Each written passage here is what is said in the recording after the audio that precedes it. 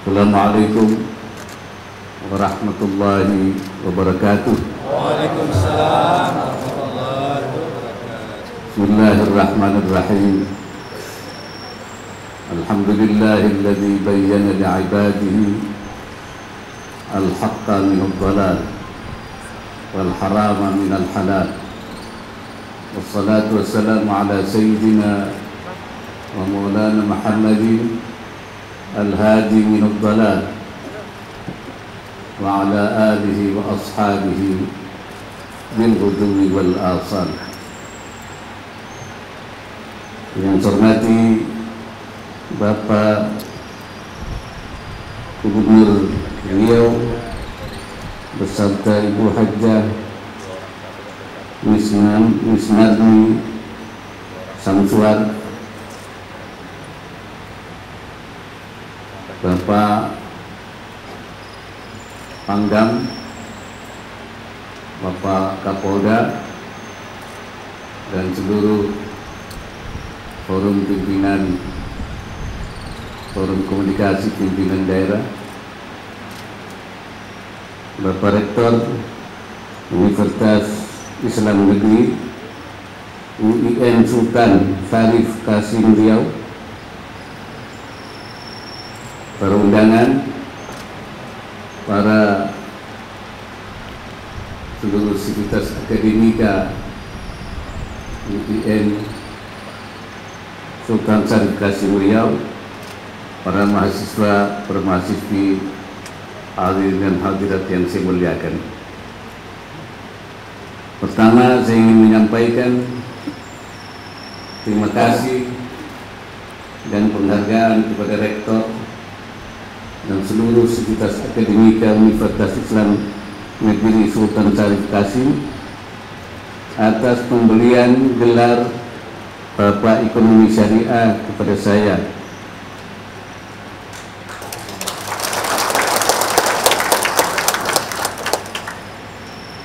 Sebenarnya di dalam proses pengembangan kemajuan ekonomi syariah di Indonesia saya hanya merupakan bagian. Saya hanya salah satu baut sekrup daripada proses pengembangan itu. Oleh karena itu, saya menganggap pemberian penghormatan ini merupakan satu pemberian gelar ini merupakan satu penghormatan yang luar biasa kepada saya.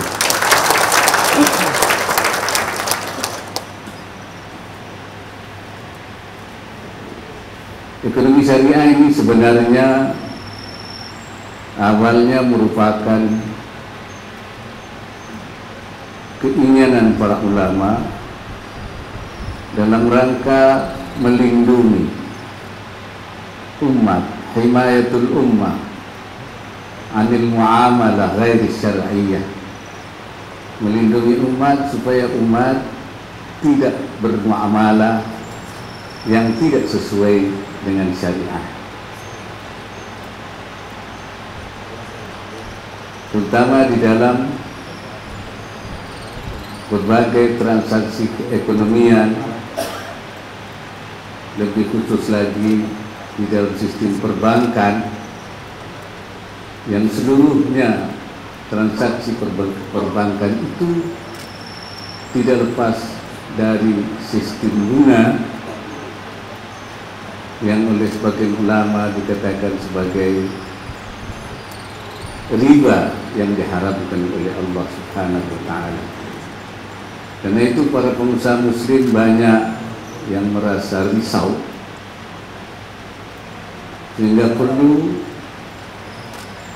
adanya alternatif lain atau cara lain yang bisa melepaskan diri dari pengaruh sistem ribawi itu.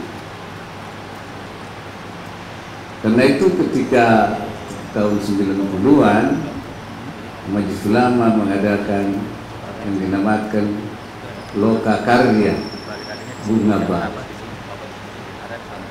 Di dalam lokakarya itu berkembanglah pendapat.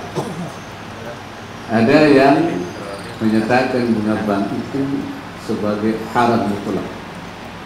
Alladzina yuharrimunahu mutlaqan. Haram mutlak. Ada juga yang mengatakan itu orang-orang alladzina yujawwizunahu daruratan, membolehkannya secara darurat. Ada juga yang mengatakan yujawwizunahu mutlaqan, boleh secara mutlak, halal mutlak. Tetapi ketika ditanya para ulama yang datang ketiga itu, siapa yang mau membela pandangan yang boleh mutlak itu, tidak ada satu orang pun yang mau mengacungkan jari. Artinya pendapat itu ada suara tapi tanpa rupa. Ada suara tanpa rupa, namanya suara hantu. Tapi kedua pendapat ini sepakat perlu ada sistem perbankan tanpa bunga, baik yang mengharamkan secara mutlak maupun yang membolehkan secara darurat. Karena darurat tentu tidak boleh dipelihara terus. Bahasanya jangan sampai darurat itu terus berlangsung abadan abidin, selamanya. Dari situlah lahir rekomendasi untuk adanya sistem perbankan tanpa bunga yang kemudian menjadi sistem perbankan syariah. Ini saya kira, dan pada tahun 92 sekalipun belum ada undang-undangnya tentang perbankan syariah, lahir satu bank syariah, Bank Muamalah, pada sekitar tahun 92. Jadi muamalah itu sebenarnya lahir prematur, undang-undangnya belum ada, tetapi lahir duluan. Karena undang-undangnya baru, yaitu tahun 1997 baru undang-undangnya lahir, perbankan syariah di dalam sistem perbankan nasional. Belum ada fatwa. Fatwa itu baru keluar tentang haramnya bunga bank sekitar tahun 2003 akhir dalam satu forum, yaitu Ijtima Ulama Komisi Fatwa seluruh Indonesia. Walaupun perbankan ekonomi syariah ini mulanya untuk menjaga dan memelihara, tapi kemudian ekonomi syariah dianggap sebagai sistem ekonomi alternatif daripada sistem ekonomi yang ada, bahkan dianggap solusi daripada sistem ekonomi yang mulai kemudian diragukan kelanjutannya, terutama dari sistem ekonomi kapital ribawi. Ini saya kira kenapa kemudian muncul. Sejak itu lahirlah bank pertama, kemudian lahirlah juga asuransi pertama. Selama hampir 9 tahun itu hanya ada satu bank. Karena itu Majelis Ulama membentuk satu lembaga yang ingin mempercepat proses daripada perkembangan ekonomi syariah, yaitu Dewan Syariah Nasional. Dewan Syariah Nasional ditugasi untuk mengembangkan ekonomi syariah. Karena itu ada moto yang dikeluarkan ketika itu, memasyarakatkan ekonomi syariah dan mensyariahkan ekonomi masyarakat. Jadi ekonomi syariah di masyarakat, ekonomi masyarakat disyariahkan. Kemudian mengawasi jalannya kesesuaian syariah di dalam lembaga-lembaga keuangan syariah LKS dan mengeluarkan fatwa-fatwa. Alhamdulillah, fatwa yang oleh undang-undang disebut sebagai landasan operasionalnya lembaga keuangan syariah, karena produk-produk keuangan syariah maupun produk-produk ekonomi syariah harus berlandaskan kepada fatwa Dewan Syariah Nasional. Sampai hari ini fatwanya sekitar 150, dan tadi seperti dikatakan oleh yang menyampaikan bagaimana cara bekerja Dewan Syariah Nasional dalam membuat fatwa, yaitu menggunakan metode yang moderat, tawassuti, tidak yang keras, rigid, tasyaddudi, tapi juga tidak menggampang-gampangkan, memudah-mudahkan, tasarruf. Ini penting sekali. Di dalam menggunakan metodenya, kita tetap mencari kemudahan-kemudahan, yaitu tetapi kemudahan yang dilakukan oleh Dewan Syariah Nasional adalah kemudahan yang sesuai dengan metodologis, atau kalau saya menyebutnya al-manhajul at-taysirul manhaj, memudahkan tapi secara manhaj. Tidak boleh menggunakan al-mubalaghah fit taysir, berlebihan dalam memberikan kemudahan sehingga melampaui aturan-aturan itu.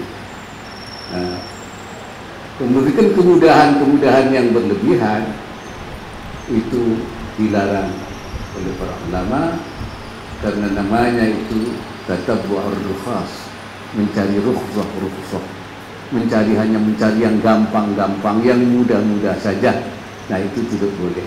Tetapi tidak tasyaddud, tidak keras. Saya ingin menyampaikan satu kasus tentang sistem permodalan di dalam pasar modal yang di dalamnya sering bercampur dan tidak mungkin dipisahkan antara ribawi dan syar'i, sesuai syariah dan ribawi. Ada yang menganggap kalau modal itu bercampur antara yang ribawi, yang syar'i, yang sesuai syariah, maka dianggap semuanya haram. Kenapa? Karena berpedoman pada prinsip ijtama al-halal wal haram. Kalau yang halal bercampur dengan yang haram, ghulibal haram, maka haram semua. Ini yang tasyaddud, yang keras. Tapi ada yang mengatakan kalau campur halal dan haram modal itu, maka semuanya dihalalkan. Kenapa?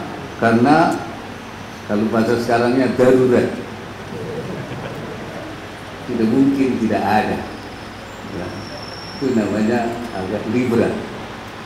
Ya. Dia mengatakan ini alasannya umumul balwa, dalam fikihnya umumul balwa. Umumul balwa itu kalau ada orang pergi ke masjid pada waktu hujan, tidak mungkin tidak kena kecipratan air. Nah, kecipratan air itu dianggap ma'fuun anhu, dimaafkan. Karena apa? Karena umumul balwa, tidak bisa menghindar. Ausrat taharruz, tidak bisa menjaganya, tidak mungkin, dianggap dimaafkan. Tapi apa yang ditetapkan oleh Dewan Syariah Nasional? Tidak dua-duanya, tidak halal semua, tidak haram semua. Lantas apa teori yang dipakai? Tafriqul halal anil haram, dipisahkan mana yang halal, mana yang haram. Kalau duit itu kan semuanya sama, nah, hitungannya saja. Oleh karena itu jumlah modal yang haram, al-haram baqin ala haramihi wa ma yatawalladu anhu haram. Yang haram dia tetap haram, yang lahir keuntungan dari yang haram menjadi haram. Tapi yang halal tetap halal, dan yang lahir dari yang halal ini kalau usahanya benar maka dia tetap halal. Maka itu ditafriqlah mana yang halal, mana yang haram. Kenapa kita tidak haramkan semua padahal itu bercampur? Karena bisa ditafriq, bisa dipisahkan, jumlah yang halal sekian, jumlah yang haram sekian. Yang kaidah idza jama'al halal wal haram, kalau halal dan haram itu menjadi haram semua kalau tidak bisa dipisahkan. Contohnya apa? Makanan. Kalau makanan halal ada babinya, ada yang haramnya, ada yang halalnya, dicampur haram semua. Tidak bisa, wah ini babinya diambil aja, tinggal yang halalnya, halal kalau begitu. Istilahnya dipisah, tidak bisa karena sudah campur. Itulah kaidah idza jama'al halal wal haram ghulibal haram. Kenapa tidak dihalalkan semua seperti yang menggunakan kaidah umumul balwa? Karena bisa dipisahkan. Yang tidak, yang boleh dimaafkan itu kalau tidak bisa dipisahkan. Maka teori kita itu memisahkan. Nah, dalam kitab fikih disebutkan boleh, bahkan dalam kitab fikih yajuzu muamalatu man aktsaru malihi haramun, boleh bermuamalah dengan orang yang kebanyakan hartanya haram, yang penting yang halalnya yang diambil, walaupun yang lain. Tapi di dalam sistem kita, pasar modal kita balik, boleh bercampur, tapi yang halalnya harus lebih besar dari yang haramnya. Ini saya kira metodologi, dan sekarang kabarnya negara-negara lain pun ikut menggunakan metode yang kita lakukan itu. Alhamdulillah sistem ekonomi syariah kemudian menjadi lebih kuat. Karena apa? Karena lembaga-lembaga negara seperti Bank Indonesia waktu itu mendirikan atau memunculkan Direktorat Perbankan Syariah Bank Indonesia. Sebelum ada OJK, kemudian dipindah ke OJK, tapi di Bank Indonesia tetap ada. Kemudian Kementerian Keuangan juga ada Direktorat Keuangan Syariah yang mengeluarkan sukuk atau surat berharga syariah negara. Undang-undang pun kemudian lahirlah Undang-Undang Perbankan Syariah, Undang-Undang Sifat Berharga Syariah Negara, Undang-Undang Asuransi Syariah, Undang-Undang Pasar Modal Syariah, dan seterusnya. Ini saya kira perkembangan bagaimana kemudian didukung, akhirnya maka sistem ekonomi syariah, keuangan syariah sekarang sudah alhamdulillah menjadi sistem nasional. Sistem ekonomi kita menganut dual economic system, syariah dan konvensional. Kenapa harus begitu? Karena kita tidak ingin memaksakan orang, tidak harus begini. Dalam sistem demokrasi kita silahkan memilih, ya silahkan mau syariah apa mau konvensional. Makanya dua sistem ini berkembang. Kita ingin mengajak orang dengan kesadaran, dengan tatawwu'i, tidak tajaburi, tidak memaksa orang, tapi kita ingin memberikan keunggulan-keunggulan tentang syariah ini. Juga perbankan kita dual banking system, juga asuransi kita juga dual system. pasar modal kita dual system, surat berharga kita juga dual system. Ini kemudian sudah menjadi sistem nasional, tinggal bagaimana kita mengembangkan itu. Saudara-saudara sekalian, pemerintah kemudian merasa punya tanggung jawab untuk mengembangkan, untuk mengharmonisasikan, untuk mengkoordinasikan. Akhirnya dibentuklah apa yang namanya KNKS, Komite Nasional Keuangan Syariah, yang menghubungkan antara pimpinan pemerintahan dan dunia usaha. KNKS ini karena tidak ingin lebih mengembangkan lagi, baru saja kemarin bulan Februari direvisi, disempurnakan, yang tadinya KNKS, Komite Nasional Keuangan Syariah, menjadi KNEKS. Ya, kalau kita singkat menjadi KONEX. KONEX itu Komite Nasional Ekonomi dan Keuangan Syariah. Ketuanya Presiden, ketua hariannya Wakil Presiden, sekretarisnya Menteri Keuangan, dan kemudian anggotanya menteri-menteri terkait. Tidak hanya yang terkait dengan Menteri Keuangan, tapi juga dengan sektor jasa dan sektor real, sehingga karena kita ingin mengembangkan ekonomi syariah ini tidak hanya di sektor keuangan, tapi juga sektor jasa, sektor barang, yaitu sektor real. Saya kira ini menjadi komitmen pemerintah. Karena itu kita ingin mengembangkan ekonomi syariah ke depan menjadi lebih besar, lebih berkembang. Dan kita perluas sasarannya. Apa yang dilakukan Komite Nasional Keuangan Syariah ada 4 sasaran. 1, industri halal. Yang kedua, industri keuangan. Yang ketiga, social fund, atau yang kita sebut dengan dana-dana sosial, zakat dan wakaf. Yang keempat adalah yaitu bisnisnya, usaha syariahnya. Sehingga ini menjadi semuanya terkait, terkonek. Nah, inilah tugas konek Komite Nasional Ekonomi Syariah. Kenapa kita harus memajukan industri halal, baik itu industri barang, industri jasa, wisata, dan lain-lain. Karena selama ini kita berkutat pada pengakuan halal, sertifikat halal. Jadi ini kita terus mengembangkan sertifikat halal saja.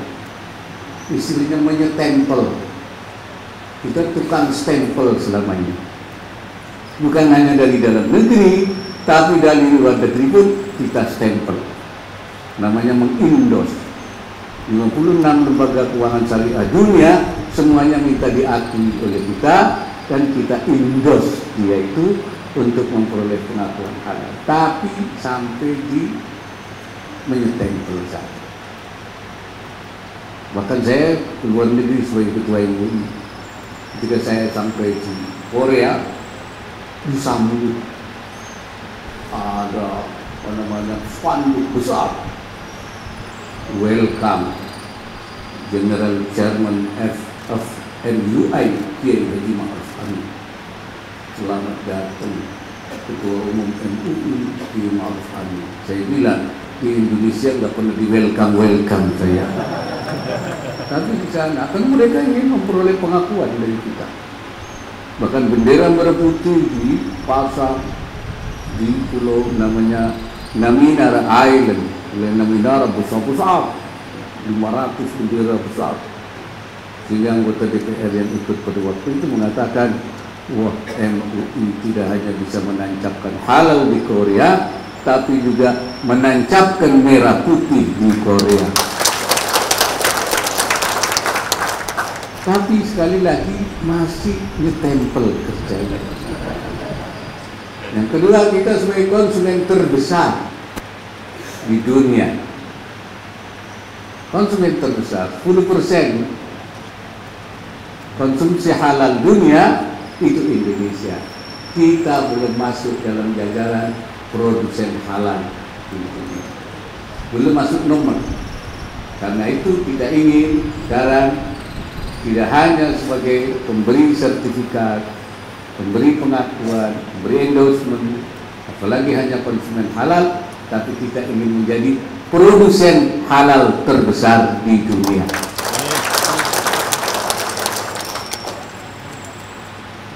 Ini cita-cita kita, karena itu kita akan membangun, mendorong lahirnya kawasan-kawasan industri halal di berbagai daerah, termasuk di Riau. Saya sudah jualan kemana-mana bahwa yang akan memulai membangun kawasan industri halal, bahkan kek halal, adalah Provinsi Riau. Sekarang orang banyak bertanya, kapan saya bisa belajar untuk membangun kawasan halal ke Riau, kapan? Saya nanti. Saya tanya dulu, sudah siap apa belum? Nah, ini penting. Yang kedua yang kita kembangkan adalah industri keuangan. Bank kita masih kecil. Kemudian asuransi kita, pasar modal kita, surat berharga, syariah, sukuk, memang yang terbesar, tapi belum terlalu besar, masih punya potensi. Karena itu kita bertekad ingin membenahi lagi sistem industri keuangan kita, baik yang sifatnya perbankan maupun non perbankan seperti asuransi, pegadaian, multi finance dan lain-lain. Juga yaitu sistem pasar modal. Kemudian yang keempat adalah yaitu sukuk atau surat berharga syariah.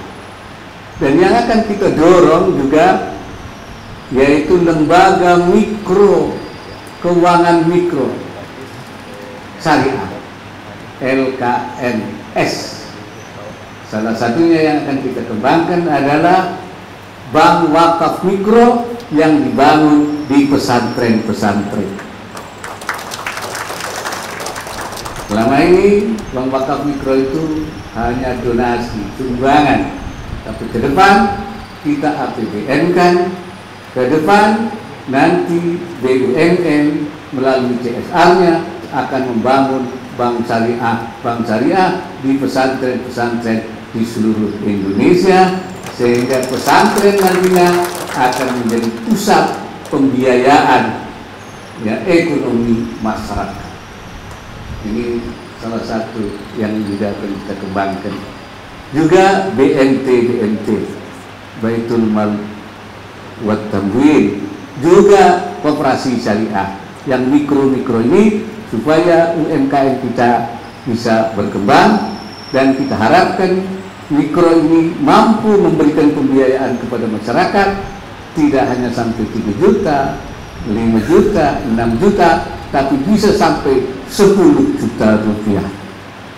Sehingga nantinya diteruskan oleh bank-bank komersial syariah yang akan meneruskan. Bagi mereka yang UMKM-nya akan bisa dikembangkan, nanti akan disambut oleh bank syariah yang komersial untuk menjadi pengusaha kecil, pengusaha menengah, dan pengusaha besar. Ini saya kira penting untuk kita simak. Yang ketiga yang harus kita kembangkan adalah dana sosial, zakat dan wakaf. Zakat kita baru 3,5%, 8 triliun dari potensi yang mestinya sampai 200 lebih, 230 triliun. Jadi masih jauh sekali. Karena itu zakatnya akan kita kembangkan, akan kita dorong 50% saja ini. Kemudian wakaf juga. Karena wakaf inilah yang disebut sebagai amal jariyah. Kata ulama, yang namanya amal jariyah itu yaitu wakaf. Karena wakaf itu tidak boleh hilang pokoknya. Dia akan terus seperti bola salju makin hari. Karena itu pahalanya akan terus mengalir. Makanya para sahabat dulu tidak pernah ada satupun yang punya kelebihan yang tidak berwakaf. Sehingga dana wakaf di mana-mana itu menjadi besar. Al-Azhar itu juga wakaf. Karena itu kita ingin membangun wakaf ini dan seluruh masyarakat potensinya. Dan sekarang juga sudah ada satu skema produk wakaf yang yaitu namanya sukuk wakaf. Wakaf disukupkan, diberikan kepada Kementerian Keuangan untuk diolah untuk pembangunan nasional APBN. Nanti lembaga wakafnya yang dana umat ini hasilnya terbagi marginnya nanti diberikan kepada umat. Kalau dana wakaf makin besar, keuntungannya makin besar, negara diuntungkan, umat diuntungkan, dan kita akan mempunyai dana yang besar dalam membangun kepentingan umat. Ini yang harus kita lakukan. Nah, yang keempat itu yang akan kita bangun adalah pengusahanya, pebisnisnya. Seperti yang mungkin ada keuangan syariah, ada orang berzakat, ada orang bisa membangun industri. Kalau tidak ada pengusaha-pengusahanya, terutama pengusaha kecil. Lembaga keuangan itu bis, penumpangnya adalah pengusahanya. Bisnya banyak, tidak ada penumpangannya, maka itu share-nya ini belum besar. Karena itu penumpangnya ini harus kita berbesar. Makanya ketika Syekh Majelis Ulama mengusung isu namanya arus baru pemberdayaan ekonomi umat, supaya umat ini dengan menjadi umat yang du'afa, mustada'afin, fuqara, masakin. Oleh karena itu kita dorong supaya menjadi umat yang kuat ekonominya, sesuai dengan firman Allah, wal yakhshal ladzina law taraku min khalfihim dzurriyyatan dhi'afa. Artinya mereka khawatir jangan sampai meninggalkan di belakang mereka dzurriyyatan dhi'afa, yaitu anak cucu yang lemah. Lemah apanya? Lemah akidahnya, lemah kesehatannya, lemah pendidikannya, lemah ekonominya. Nah, ekonominya kita bangun. Ini saya kira yang penting. Oleh karena itu pembangunan kita sekarang selain yang besar, tapi juga yang kecil, yaitu bottom up economic development, membangun ekonomi dari bawah. Oleh karena itu saya kira Pak Gubernur tepat membangun UMKM dari bawah ini. So dulu ada kesalahan pembangunan ekonomi kita dari atas, membangun konglomerasi supaya netes ke bawah. Ternyata nggak netes-netes. Ini namanya teorinya trickle down effect. Bagasi besar, nanti netes ke bawah, ternyata nggak netes-netes. Yang atas makin kuat, yang bawah makin reot. Karena itu maka kita harus mulai pembangunan ekonomi dari bawah, ekonomi keumatan, dan saatnya kita sekarang. Apalagi ketika kita sudah mengalami krisis global tambah corona, orang sudah di mana-mana, maka kita harus memperkuat diri, salah satunya penguatan ekonomi kecil, baik di sektor pariwisata, di sektor pertanian, di sektor kelautan, di sektor industri. Di semua sektor ini kita kembangkan. Ini saya kira. Hadirin sekalian yang saya muliakan, beberapa hari yang akan datang dalam kita mengembangkan ekonomi syariah ada dua event besar. Yang pertama namanya ISEF, Indonesia Syariah Ekonomi Festival. Yang ketujuh yang penyelenggaranya Bank Indonesia. Yang kedua HIS, Halal Industri Sari, pertemuan halal tingkat internasional. Riset ini yang ketujuh ini akan mempertemukan antara para pengusaha dan para mereka yang membutuhkan supaya terjadi kontak. Istilahnya disebut umat ke umat, umat ke umat bertemu di situ membahas berbagai, memamerkan produk-produknya. Kemudian juga bisnis to bisnis yang bukan saja dari dalam negeri tapi dari luar negeri. Semua yang memiliki produk daerah-daerah yang punya juga wisata dipamerkan wisatanya di situ. Kemudian juga yang memiliki berbagai keunggulan disampaikan di situ, bertukar informasi, bertukar juga untuk saling membeli dan mencontoh untuk mengembangkan ekonomi syariah, ekonomi festival, dan juga dihadiri oleh berbagai negara. Jadi umat ke umat, bisnis to bisnis, kira-kira antara 27 Oktober sampai dengan akhir Oktober.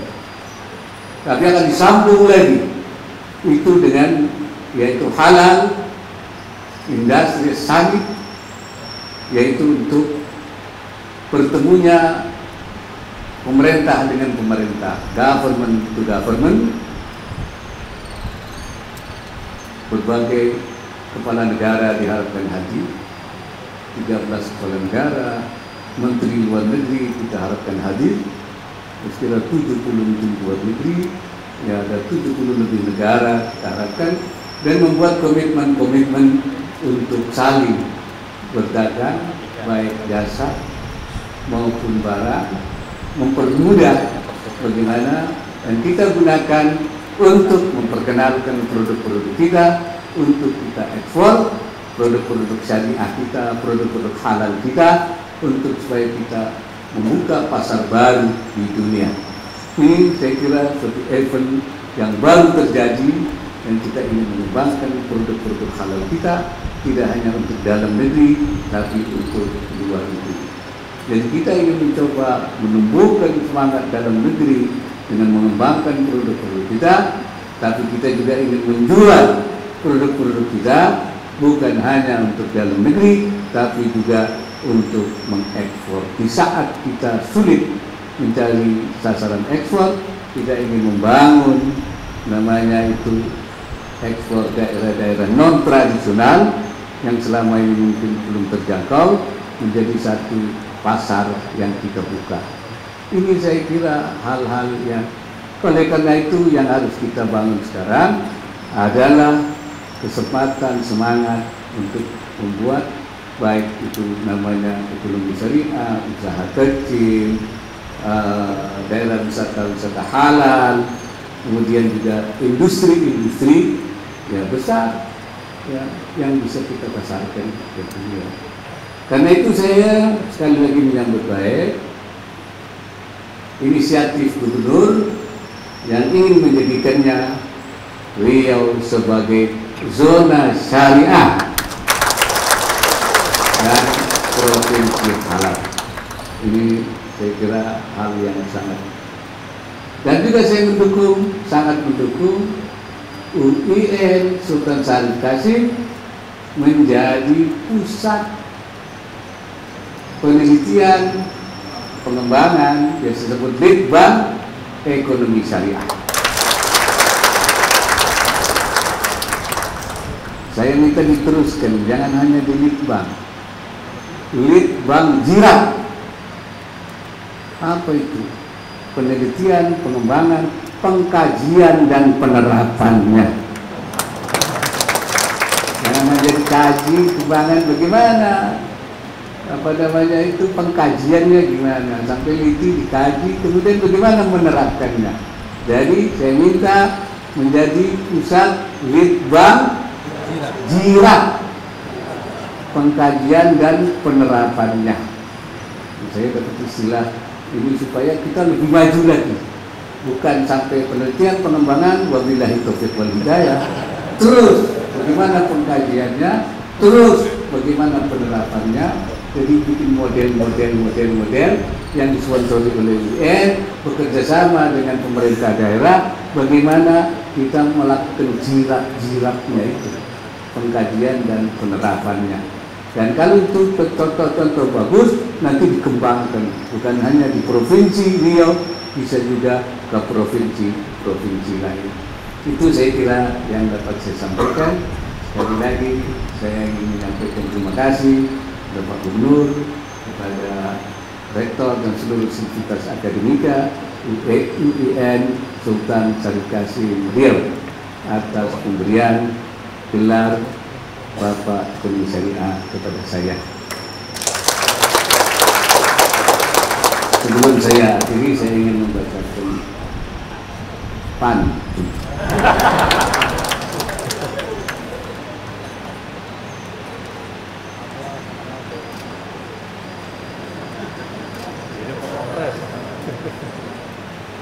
Pergi fajar mencari nafkah, kembali sejak membawa ceria. Ini saatnya majukan ekonomi syariah, negeri maju, umat sejahtera. Satu lagi, tadi saya katakan jalan ini. Bawah laut alamnya indah, ombak menari, irama lagu. Provinsi Riau potensinya melimpah, layak menjadi teladan syariah.